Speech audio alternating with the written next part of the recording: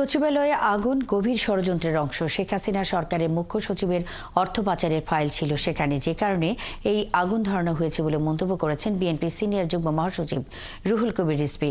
শনিবার সকাল 10:30টায় রংপুরের মিঠাপুকুরের আটপুনিয়া এলাকায় সচিবালয়ে আগুন নিভাতে গিয়ে নিহত ফায়ার ফাইটার সোহানুর জামান নয়নের বাড়িতে আমরা বিএনপি পরিবারের পক্ষ থেকে খোঁজ খবর নেওয়ার পর সংক্ষিপ্ত সমাবেশে কথা বলেন তিনি।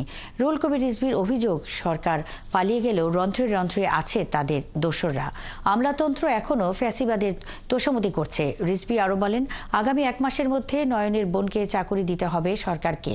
বিএনপি সবসময় সাধ্যমতো সহায়তা নিয়ে এই পরিবারের পাশে থাকবে। এ সময় আমরা বিএনপি পরিবার আহ্বায়ক আতিকুর রহমান রুম্মন, সদস্য সচিব মাকসিদুল মোমিনিন মিঠুন, রংপুর বিভাগীয় সাংগঠনিক সম্পাদক আসাদুল হাবিব দুলু সহ জেলা ও মহানগর বিএনপি নেতারা উপস্থিত ছিলেন।